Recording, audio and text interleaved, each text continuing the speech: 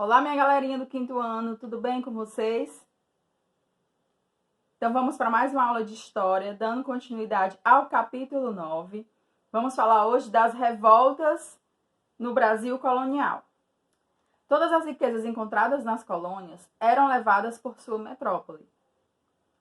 E isso aconteceu também no Brasil, quando era colônia. Primeiro o pau-brasil, depois a cana-de-açúcar e a seguir com o ouro.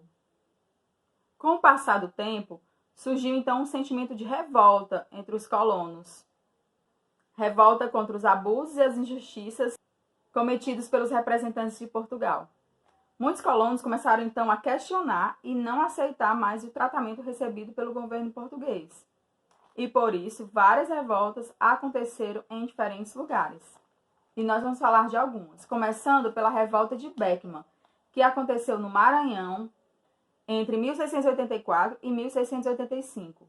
Teve como motivo o descontentamento dos colonos com a exploração da Companhia de Comércio do Maranhão. Chefiados por Manuel Beckman, os colonos acabaram com a companhia, mas o governo português sufocou a revolta e prendeu os principais líderes.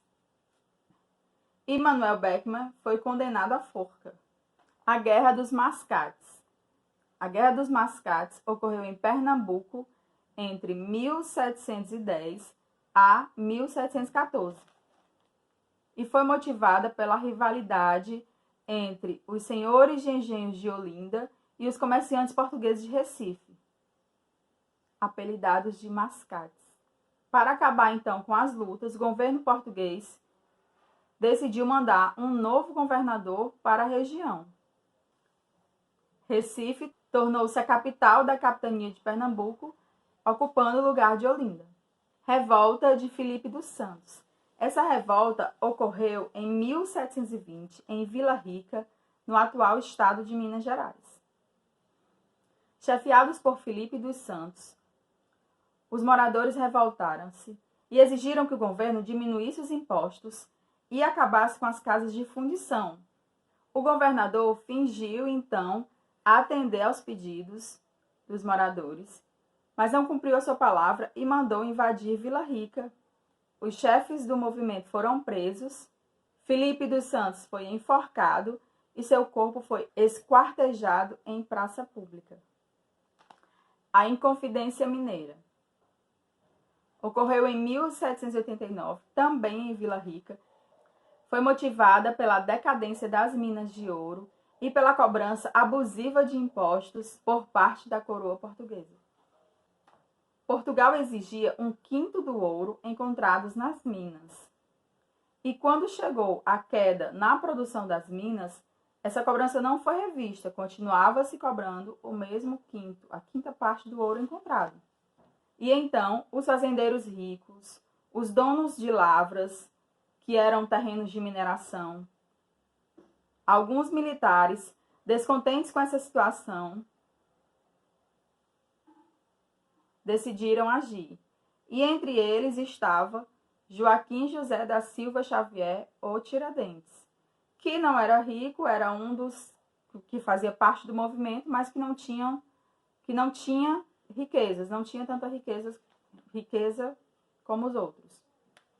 Porém, um dia antes da ação, um deles resolveu trair o movimento e avisou a coroa portuguesa, avisou a Portugal das intenções do grupo e foram presos.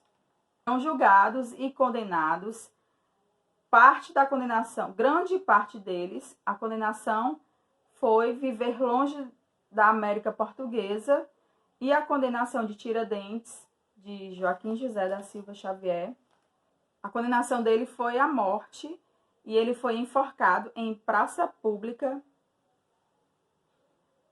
no dia 21 de abril de 1792.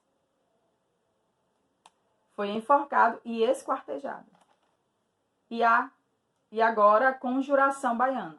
Conjuração Baiana ocorreu em 1798 em Salvador, na Bahia, em razão do descontentamento dos colonos que reclamavam falta de alimentos. dos altos preços das mercadorias e dos baixos salários dos soldados. Muitas pessoas de diferentes classes sociais participaram desse movimento, que tinham como objetivo libertar a colônia de Portugal e transformá-la em uma república. O outro objetivo era o fim da escravidão, aumentar o salário dos soldados, o salário que era chamado de soldos, e melhorar as condições de vida da população mais pobre. Um deles também traiu esse movimento e denunciou. Muitos revoltosos conseguiram fugir, outros foram expulsos da colônia e 4 deles foram condenados à morte. O governo sempre combateu essas revoltas com muita violência, prendendo e matando muitos de seus participantes. Então é isso. O intuito desse capítulo não é fazer com que conheçam a fundo dados sobre cada um desses acontecimentos que nós falamos, mas que reflitam sobre os conflitos entre metrópole e colônia, evidenciados nas revoltas populares. Então, pausa no vídeo, lê o texto por completo e faz a atividade da página 89. Em seguida tem a correção. Beijo e até a próxima aula.